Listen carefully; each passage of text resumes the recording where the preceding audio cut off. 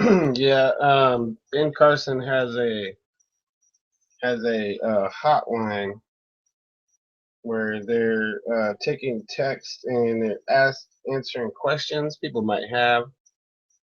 I sent them a task. I didn't know I failed to read when I had the opportunity and I had it right in front of me and I did a search engine and I looked up his stance on semi-automatic weapons. Then I finally had to look it up because go to my phone. I had um, this is the first on the 22nd of this month. It says, "Thanks for signing up for Ben Carson's texting service.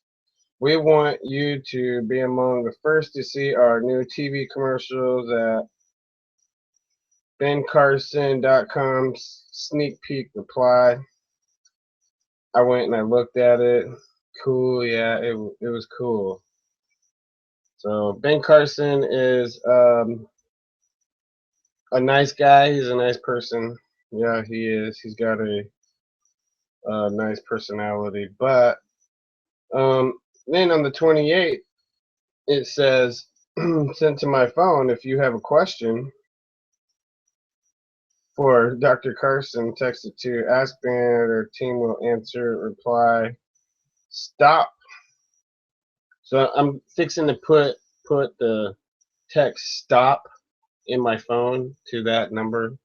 It's Ask Ben. It's 275236 is the number you text.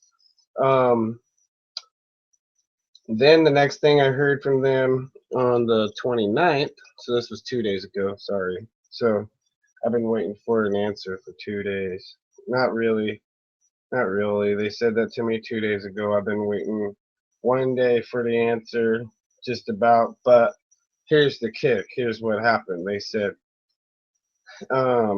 thank you for your message. The text has been queued and will be answered as soon as possible. Uh, what is that? Hashtag ask Ben is what the reply was. Then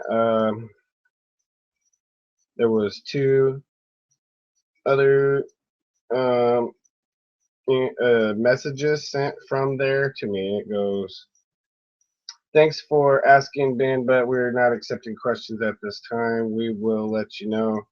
That was at one was at 12:16, and the other one was because I sent them a text, and I don't believe that they're gonna get it because evidently they were not taking any questions from my phone. So because he said on the Glenn Beck program or something, I guess, that he supports people having semi-automatic weapons out in the country, but it makes it a difference if people live in the city. He doesn't want crazy people to get a gun. Now here's even more of a kicker. I'm from Roseburg, Oregon, which has absolutely nothing to do with Umpqua Community College, except for the fact that it is in that vicinity and is in that community. Umpqua is really a community of its own.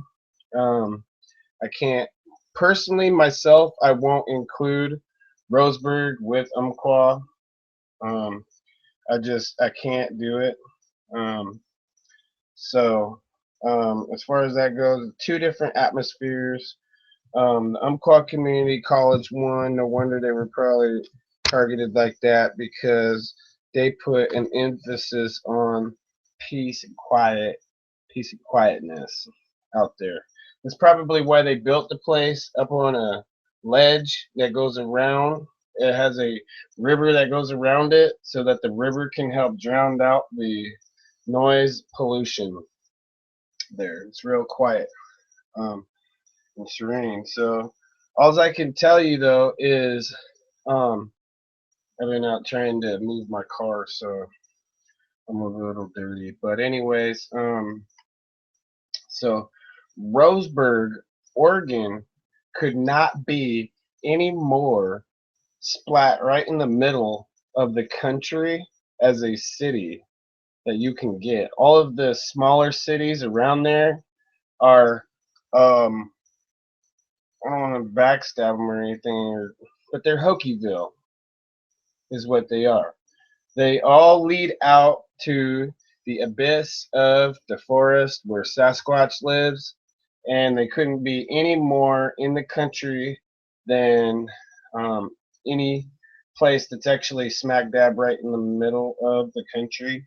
Say, like a person was out in the middle of the country, out in the middle of nowhere.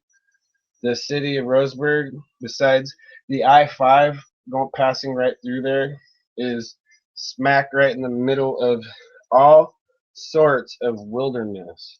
So you're gonna tell me that Roseburg's gonna be one of the places where you can't own a semi-automatic weapon, but yet it's a city that's right out in the middle of the country.